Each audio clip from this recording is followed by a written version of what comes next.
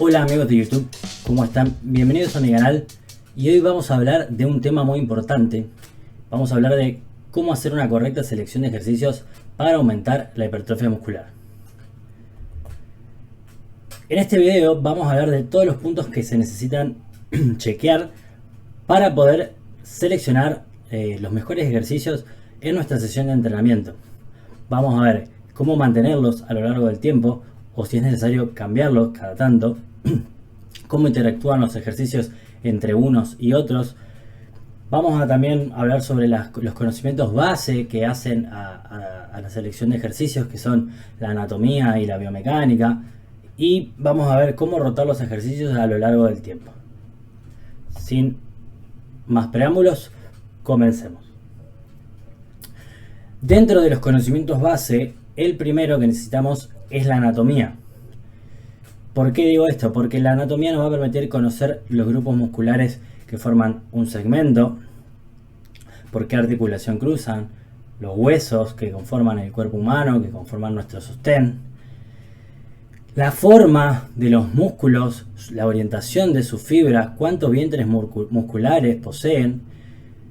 y cuáles son sus funciones o sus movimientos principales. Su forma y la orientación de sus fibras, y también obviamente por qué articulación pasan, todos esos elementos van a hacer que nosotros sepamos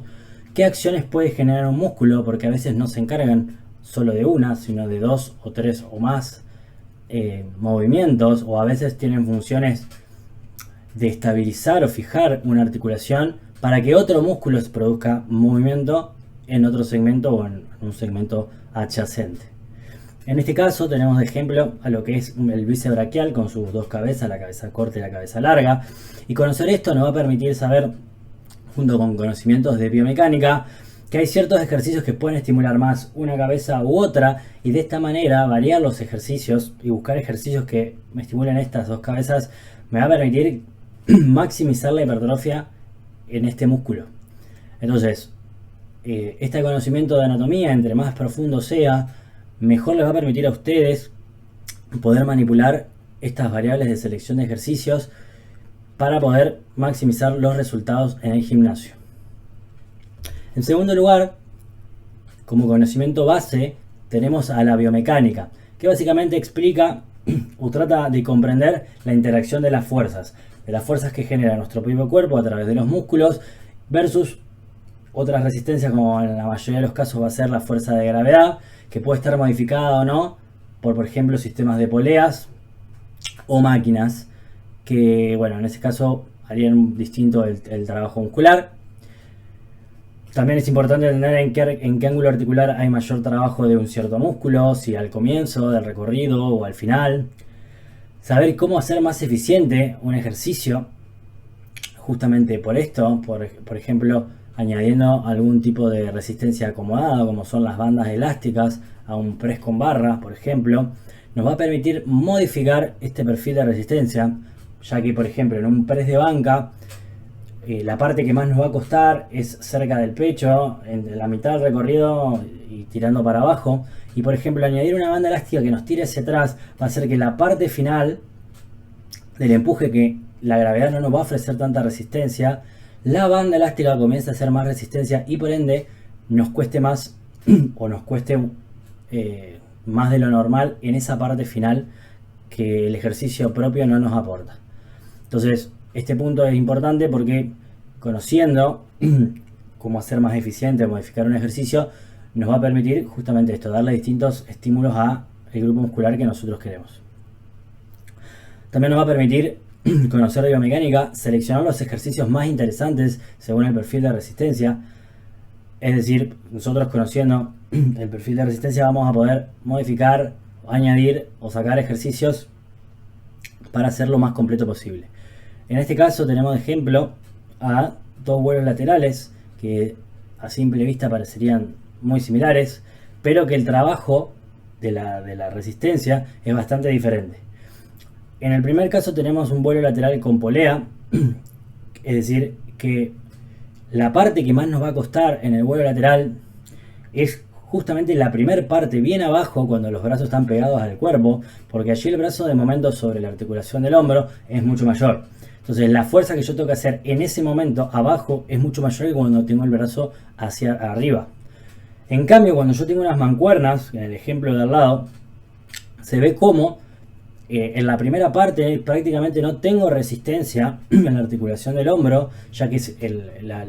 el peso se encuentra alineado con esta articulación, y a medida que yo voy haciendo una abducción que se va poniendo cerca de los 90 grados, perdón, la articulación va teniendo mayor resistencia solamente por cómo trabaja las resistencias, uno con polea y otro con con la misma fuerza de gravedad, que son las mancuernas o la barra, lo que serían los pesos libres. Entonces, conocer cómo se trabajan los perfiles de resistencia, cómo se modifican, nos va a permitir poder entender cómo trabajan mejor los grupos musculares. Otra cuestión importante que tenemos que tener en cuenta en esto de la biomecánica son los propios principios de la biomecánica, que son el de alineación y el de estabilidad. En el de alineación tenemos como ejemplo dos remos que parecen muy similares, pero por pequeñas diferencias van a hacer que uno sea más eficiente y trabaje mejor la musculatura, por ejemplo, del dorsal, que el otro. En el primer caso tenemos el remo gironda con el agarre neutro cerrado, que lo que nos va a hacer es que nuestros segmentos, en este caso el antebrazo, se desalinee bastante, bien, por el tenerlo cerrado, no va a ser una línea antebrazo y brazo con la acción muscular y la fuerza de resistencia que tengo de la polea. En cambio, en el ejemplo de al lado, con una toma neutra más abierta, va a hacer que los segmentos brazo, línea de fuerza, antebrazo, brazo, estén mejor alineados, y por ende el músculo que se encarga de extender el hombro, en este caso el dorsal, va a trabajar de una mejor manera. Entonces, aquellos ejercicios que respetan este principio de alineación versus otros que no lo respeten, van a ser más eficientes para trabajar la musculatura que a nosotros nos interesa. Lo mismo pasa con el principio de estabilidad. Cuando tengamos que comparar ejercicios, aquellos ejercicios que estemos más estables, en este caso tenemos un cruce de poleas en banco versus parado, aquellos ejercicios que estemos con la mayor estabilidad posible nos van a permitir aplicar mayor fuerza y que sea más fácil llegar a esfuerzos elevados cerca del fallo, manteniendo la técnica y la postura, y esto nos va a permitir que el ejercicio es lo mismo, sea más eficiente que si no estoy tan estable para realizar el ejercicio. Un ejemplo extremo sería la sentadilla sobre Bosu, en donde al la superficie ser tan inestable, la aplicación de fuerza que nosotros tenemos es mucho menor, y bueno, justamente para estimular la fuerza y la hipertrofia muscular no nos serviría en lo absoluto las bases inestables. Pasando al siguiente tópico, tenemos cómo saber si un ejercicio funciona para mí. Hay una serie de checklists que vamos a repasar ahora que me van a permitir saber si a la hora de yo probar un ejercicio nuevo que nunca hice, me sirve para planificar en el futuro, me sirve mantenerlo sabiendo que me va a dar unos buenos resultados.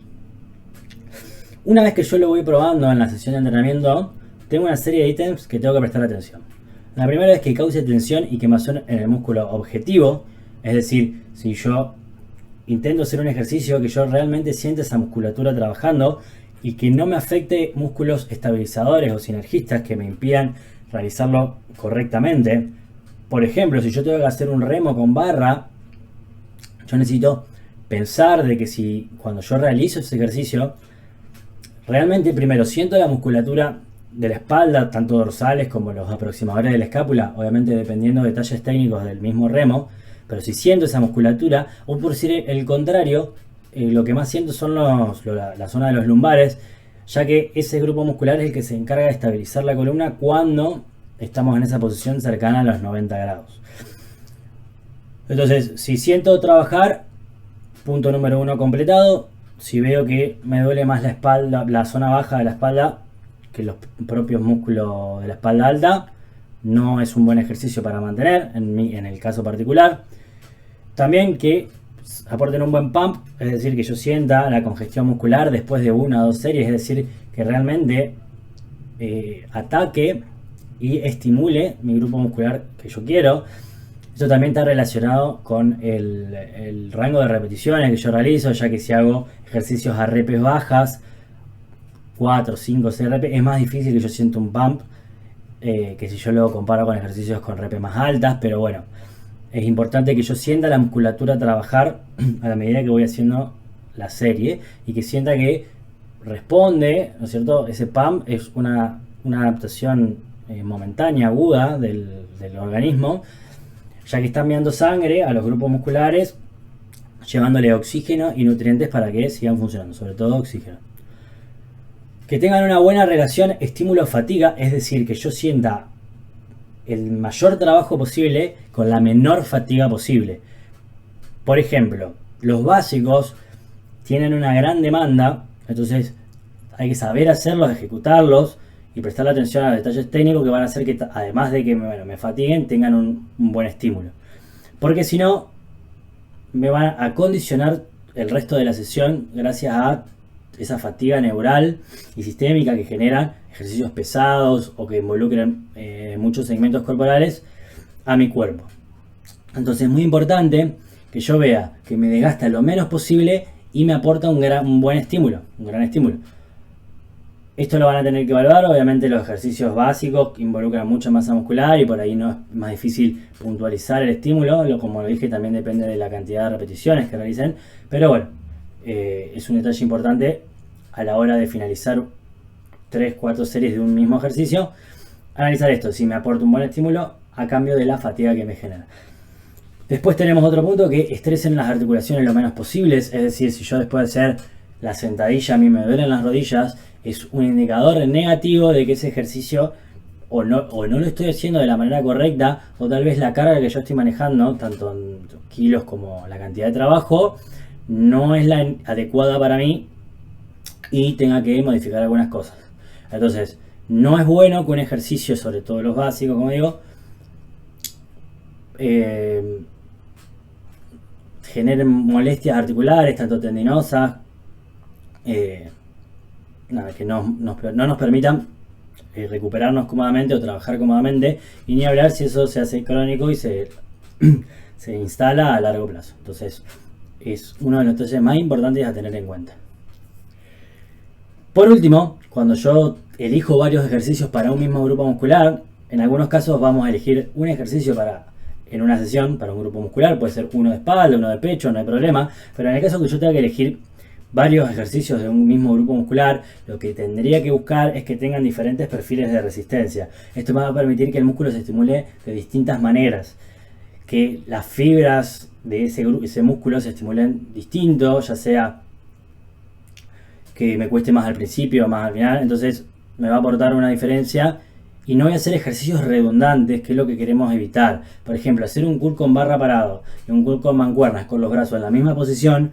son ejercicios redundantes, porque son prácticamente iguales, cambio la barra por la mancuerna. En cambio, si por ejemplo hago un ejercicio de curl con barra con los brazos por delante y a posteriori hago un ejercicio de bíceps en polea con el brazo por detrás del hombro, eso me va a permitir que el estímulo sea diferente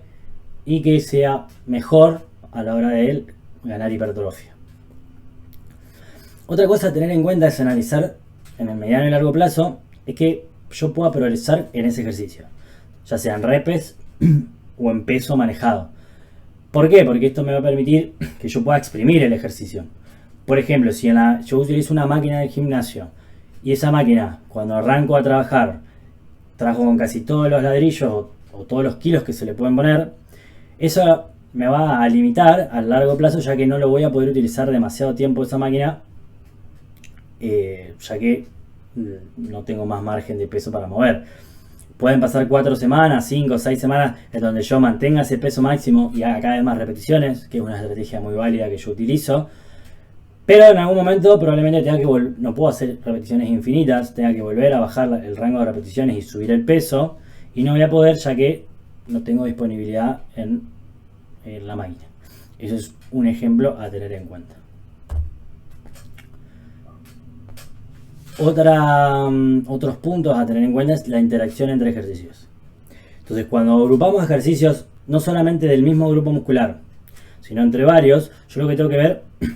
es cuando que yo elija ejercicios que no solapen músculos sinergistas. Esto es el ejemplo más notorio, es cuando comparamos, cuando hacemos en la misma sesión sentadilla y peso muerto. Sobre todo si la sentadilla es barra baja o yo trabajo con la cola bastante para atrás, la cadera bastante para atrás. El músculo que más trabajo se va a llevar en toda esa sesión, en la suma de los dos ejercicios, es la zona de la espalda baja, que se va a encargar de estabilizar la columna. Entonces, eso es muy importante porque probablemente después de esa sesión de pierna, lo que más sienta y lo que más sufra es la zona de la espalda baja. Entonces eso, además de que probablemente sobrecargue la zona y no sería bueno llegar a una posible lesión, me va a limitar esa zona para poder trabajar y seguir progresando en los otros dos ejercicios. Entonces tener muy en cuenta esto, de que cuando yo hago un ejercicio, el que sigue no se tiene que ver afectado en nada por el primero o lo menor posible, ¿bien? Porque si hago dos músculos de espalda, obviamente el segundo ejercicio yo voy a estar fatigado, los músculos de la espalda, pero no me lo impide hacer. En cambio, sobre todo la espalda baja, cuando hacemos estos de pierna que dije, son más complicados de hacer. Ubicar los ejercicios, cuando una vez que elijo varios, en un orden en donde uno no interfiera con el otro, como dije recién, debido a la fatiga. Por ejemplo, si hago un press de pecho y después un press de hombro, que no sea los tríceps el limitante en ese press de hombro, debido a que la primera tanda realicé el press de pecho. Entonces, esos puntos a tener en cuenta, por ahí nos lo va a ir dando la misma práctica, pero si identificamos este punto, que por ahí jugar con el orden de la sesión es interesante. En la medida de lo posible, que el primer ejercicio potencia al segundo. Bueno, esto por ahí es difícil que pase, sobre todo para hipertrofia, ya que lo que buscamos es que en la fatiga, tanto del sistema nervioso como de los músculos, entonces es difícil por ahí que un ejercicio potencie al siguiente, pero para fuerza y rendimiento deportivo sí es que es mucho más factible. Y tener en cuenta que los primeros ejercicios que programemos a la sesión van a ser los que más rápido progresen. ¿Por qué? Porque vamos a estar más frescos y vamos a poder destinar más recursos adaptativos a esos primeros ejercicios. Y a medida que la fatiga, tanto neural como sistémica, vaya aumentando, los ejercicios subsiguientes van a ser de menor calidad y por ende progresarán menos y por ende nos adaptaremos menos en esos ejercicios. Entonces los ejercicios que nosotros queramos darle prioridad, que vayan a lo primero de la sesión. Bueno, algo importante para saber es cuántos ejercicios por grupo muscular se recomiendan en la sesión de entrenamiento. Si yo voy a entrenar un día, cuántos ejercicios por grupo muscular se recomienda. Mínimo 1, obviamente. No vamos a hacer 0 si quiero mejorar la espalda. Y máximo 3, porque ya más de eso es más fatiga que estímulo, que eso es algo que queremos evitar. Ese ratio estímulo-fatiga sea positivo, siempre a favor del estímulo. En este caso, a pesar, si aumento a más de 3 la cantidad de trabajo, me va a lastrar mucho la fatiga y no van a ser de la calidad que nosotros necesitamos para progresar. Y como máximo, no de un mismo grupo muscular, sino como ejercicios en una sola sesión, les recomiendo que hagan entre 6 y 7 ejercicios para que justamente eso, los últimos ejercicios no sean más fatiga que estímulo. Entonces, con 6-7 ejercicios, tal vez de 2-3 grupos musculares o 4 grupos musculares, es más que suficiente para realizar en una sesión que va a durar entre 1 hora y 2 horas aproximadamente, depende del nivel de entrenamiento, la intensidad, etc. Algo muy importante que quiero recalcar es variar los ejercicios, no solamente, ahora les voy a explicar, pero variar los ejercicios en la semana y en la misma sesión, que tengan distinto perfil de resistencia o que tengan detalles técnicos diferentes, que en la medida de lo posible además tengan rangos de repeticiones diferentes. Por ejemplo, si voy a hacer press de pecho plano y press de pecho inclinado con mancuernas, por ejemplo, no trabajar todo en repes altas o todo en repes bajas, se puede hacer un mix. Por ejemplo, el press de pecho en repes relativamente bajas, como por ejemplo de 4 a 6 o de 5 a 8, y por ejemplo el press inclinado con mancuerna hacerlo de 10 a 12 repeticiones. Eso sería variación en rango de repeticiones, como le digo, variación de ejercicios, no hacer press de pecho por ejemplo en máquina y press de pecho con barra, porque serían ejercicios que trabajan el pectoral más o menos en el mismo sentido, podría ser más interesante hacer inclinado y declinado, o plano y inclinado, o por ejemplo realizar unos fondos en paralelas y un cruce de poleas, ese tipo de cosas. En cuanto al perfil de resistencia, sería interesante elegir ejercicios que trabajen algunos ejercicios que tengan énfasis en el acortamiento del músculo y otros en alargamiento. Es decir, que elegir un ejercicio que, por ejemplo, para el pectoral me cueste mucho en la parte final, como por ejemplo un cruce de polea con la polea lateral, y un ejercicio que trabaje sobre todo al principio en la parte baja del ejercicio, como por ejemplo un press con mancuernas, en la parte baja llegando al medio es donde más trabaja el músculo debido a la fuerza de la gravedad y cómo están ubicadas las mancuernas. Bien, que se trabajen diferentes movimientos del músculo, por ejemplo, si quiero trabajar el dorsal, los dos principales movimientos del dorsal son la extensión del hombro y la abducción de hombro. Entonces puedo hacer en la misma sesión un remo y un jalón con toma abierta, y de esa manera el estímulo que se va a llevar al dorsal es diferente entre el primer ejercicio y el segundo. Si no me equivoco, ya estamos terminando esta presentación. Lo que vamos a ver ahora es la rotación de ejercicios. ¿Cuándo me conviene? Una vez que terminó una rutina de entrenamiento, un mesociclo, mantener los ejercicios o cambiarlos. Si después de un mesociclo, que serían entre 4 a 6 semanas o 8 semanas, dependiendo cómo se planifiquen, voy a mantener los ejercicios que me aporten un buen estímulo, es decir, que yo sienta que trabajen, sienta quemazón, sienta dolor post entrenamiento de ese músculo, termino de hacer pecho y al otro día, qué dolor, me duele el pecho, lo siento, bueno, eso es una buena sensación, me produce quemazón a medida que lo voy haciendo, eso es muy positivo porque significa que de alguna manera yo estoy sintiendo el trabajo que está realizando el músculo. Después que no traiga ni molestias ni dolores, ni sea demasiado fatigante, es decir, si yo por ejemplo me someto a una prensa de piernas y me fatiga más la parte cardiovascular o la parte del core, que necesito aguantar mucho el aire y me mata, no sería interesante mantenerlo, porque a mí lo que me interesa son ejercicios que estimulen bien las piernas. Entonces eso sería una buena evaluación para ver si mantengo o cambio el ejercicio. Y sobre todo que no me aporte molestias articulares o tendinosas, porque si aparece algo sería conveniente cambiar ese ejercicio si es que lo hemos podido detectar. Bueno, si sabemos que esa sentadilla o una sentadilla particular me produce dolor de rodilla, o modificar la técnica o cambiar el ejercicio por completo para evitar que se siga complicando esa molestia. Y como le dije al principio, que se pueda progresar en el rendimiento. Si un ejercicio tiene estos 3 check hechos, es muy conveniente mantener el ejercicio y no cambiarlo, porque me va a permitir seguir progresando, seguir trabajando mientras lo siento bien al estímulo, y además no me produce ningún efecto negativo de molestia ni fatiga. Entonces es una buena opción mantener esos ejercicios. Si después de un mes siento que ya no me aporta un buen estímulo, o sea, ya no lo siento tanto, o me aporta más fatiga que estímulo, porque ya estoy trabajando con cargas demasiado elevadas, me aporta molestias, hago este ejercicio y después me duele el codo, por ejemplo, o ya no se puede progresar porque no tengo más peso o diferentes variables, me conviene a ese ejercicio cambiarlo por alguno similar o que ataque el grupo muscular que a mí me interesa.